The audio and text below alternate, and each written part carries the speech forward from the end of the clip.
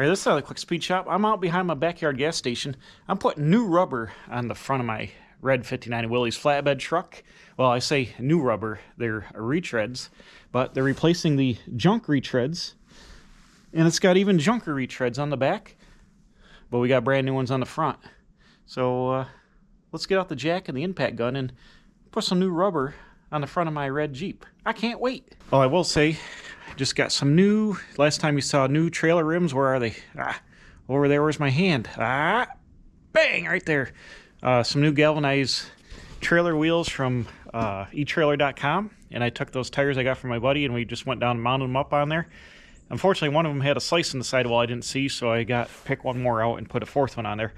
But I need new tires for my car trailer, and the ones on it are old and dry rotted and worn out. So those are only 5 years old, and they've got, I don't know, half the tread on them. So they're good enough.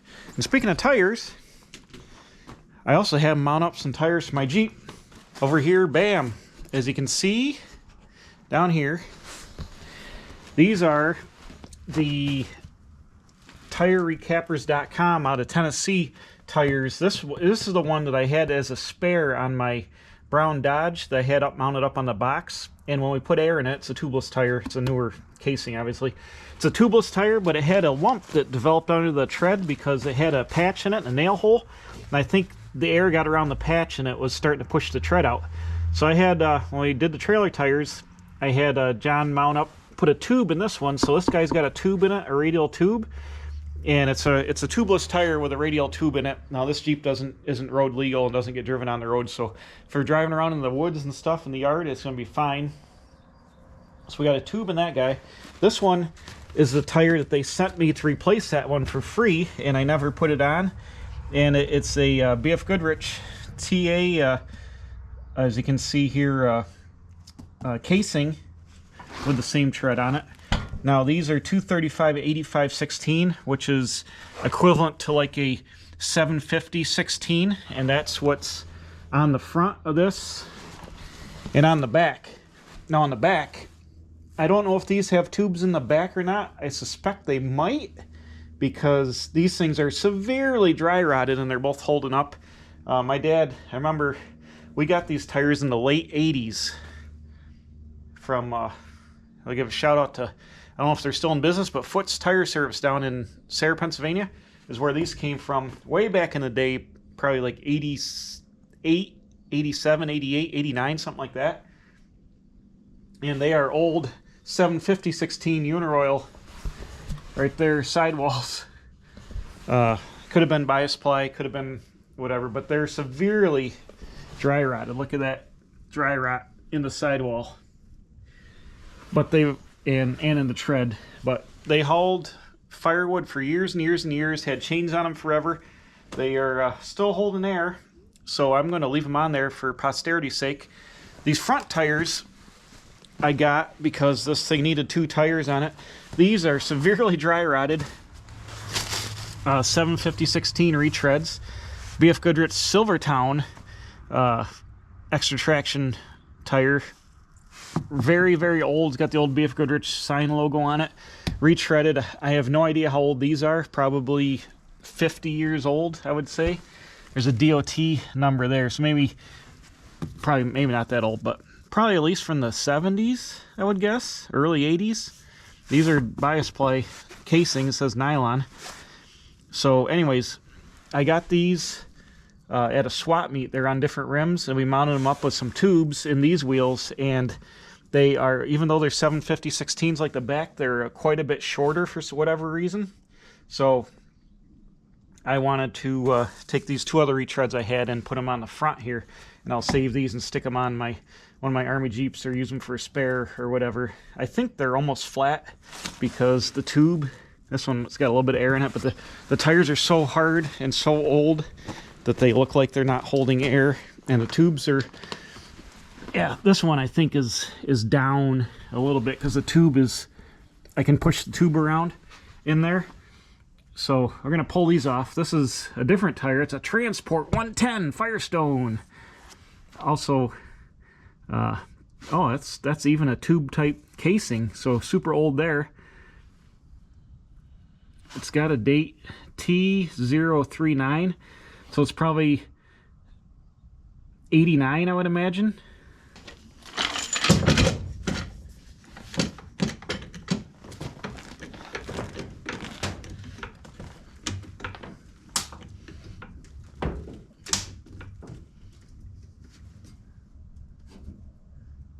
Oh yeah. Yeah, that guy was not a lot of air in it. Where's the impact? Over here.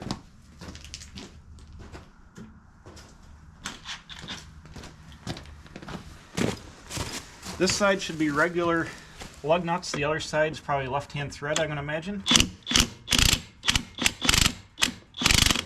can't remember. Easy. Oops.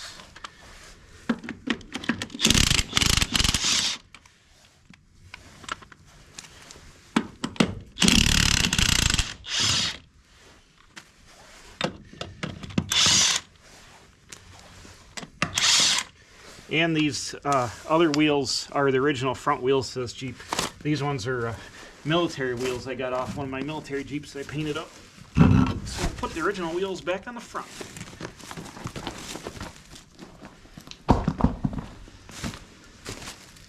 I'm going to put the tube one on this side. You can see, oh look here.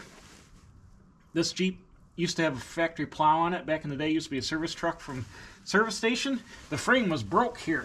Crack, boom. It's got plates, booger welded on it and bolted through the brake in the frame there.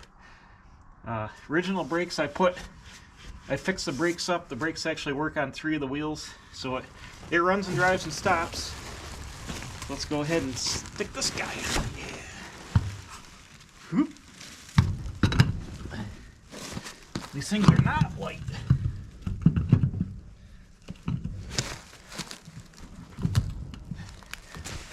And these are lug-centric wheels, so the lug nuts center the wheels, they're not hub-centric.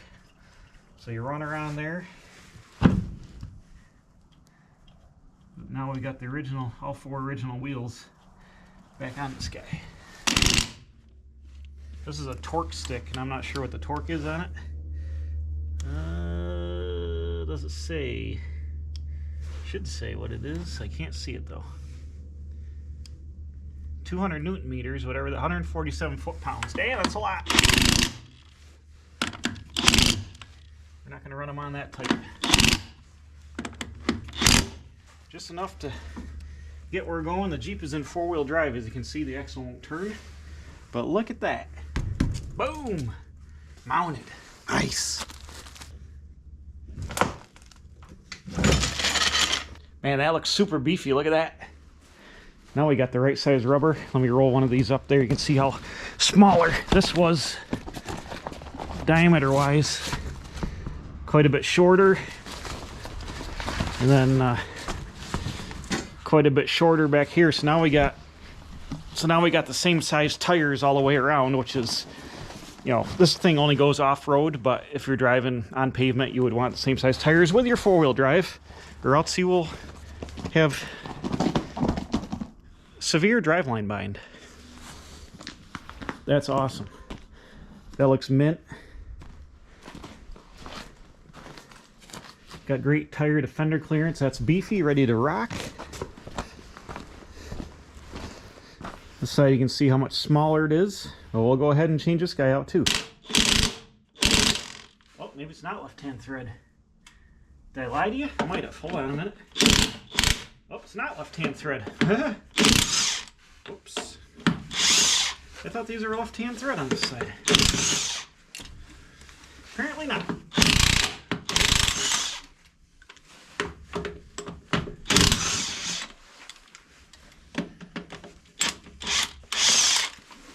All right.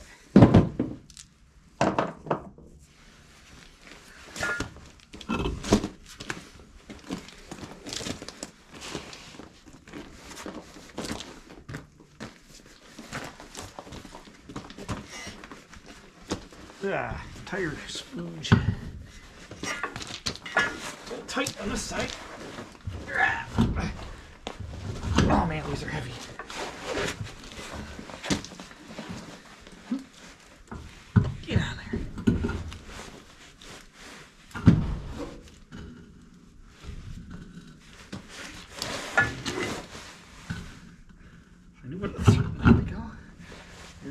studs. You see, we performed a faux pas putting these tires on. We got white letters out on this side. That's all right. They're pretty faded. It's fine. Where'd that lug nut go?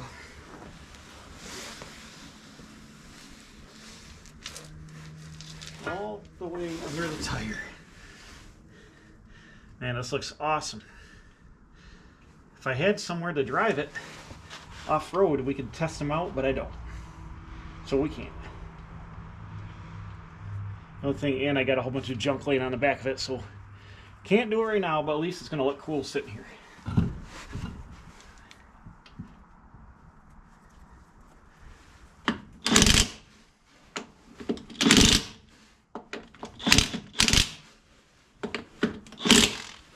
There we go.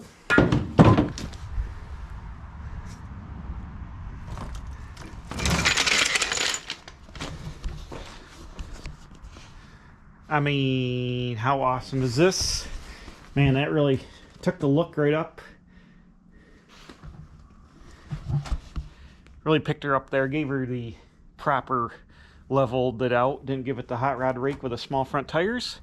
Got brand new rubber on the front, 40-year-old rubber on the back. How can you go wrong? If you haven't seen it before, I did a restoration on this thing very early in the channel, and I did like the first 5 videos that I think we made, me and my friend Tony, we did some wheeling at his house with it.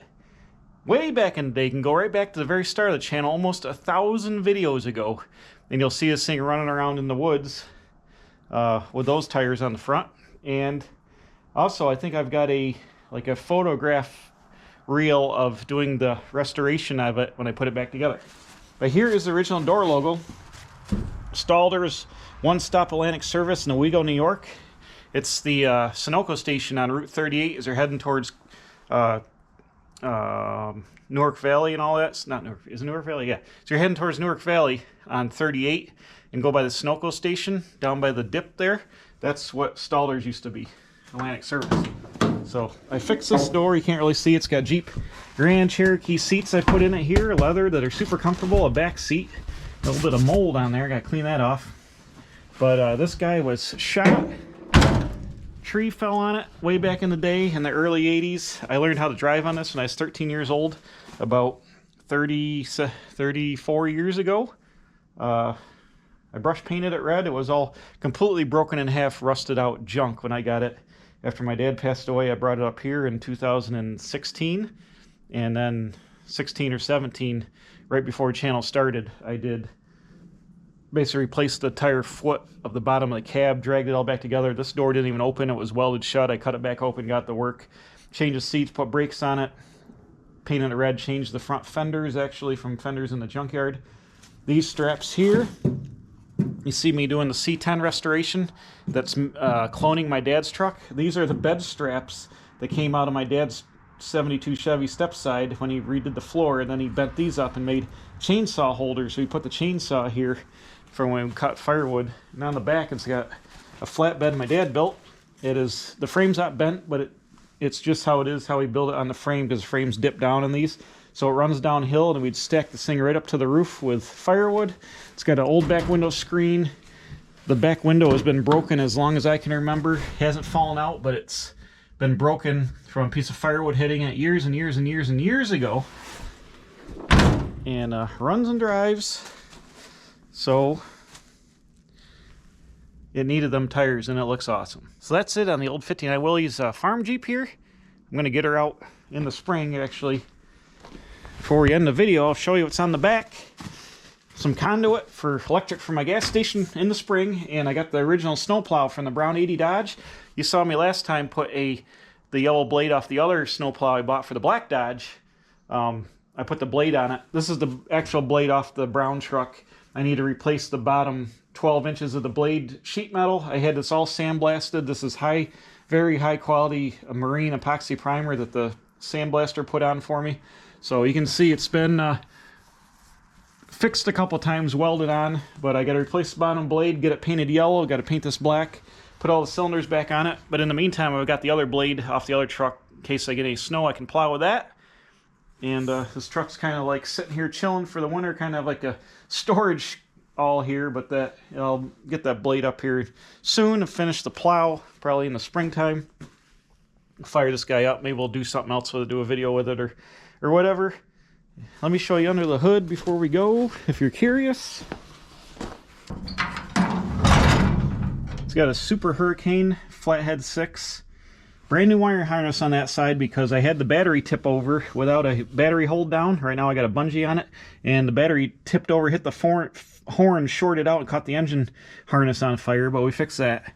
So original flathead Super Hurricane 6. It sounds like it's got a tiny little bit of a rod knock. It smokes, but she's the original motor with God knows how many miles are on it. And she runs and fires right up and runs when it's working. If you're new here and you're wondering what I mean by backyard gas station, well, this building here is a pretend fuel station, a Richfield station to be exact. And you can go back in the channel and see the build videos of it, building the building, putting the sign up. I put a dish on the side for my tow truck. And I plan on finishing the job here sometime soon. But you see right now it's a catch-all, including for my vintage nailhead powered rail dragster that sits out here in the snow. That's right. Just store your valuable nailhead in the snow, and I can guarantee you there's not too many other houses on the road here with a gas station with a dragster on the front of it. I'm probably the only one, I'm going to guess, probably. So I've got to finish the office in here at some point, get the second pump mounted up here, get the lights on it, and it'll be cool. But right now everything's just kind of chilling out here, including my 1920 Weaver tire stretcher. Back in here I've got my 1929 Ford AA tow truck. That's right, it's in the tow truck garage that I built on the side of the gas station, ready for action. You need a tow, it comes right out, runs and drives.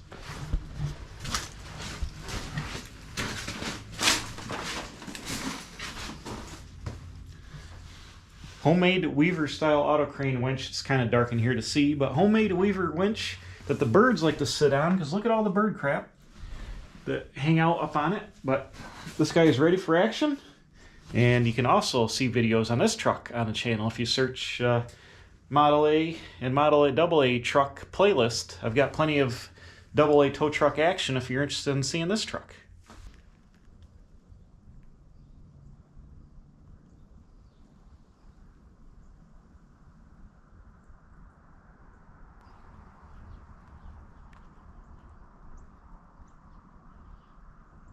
So that's it on the old red Jeep. Thanks for watching. We'll see you next time.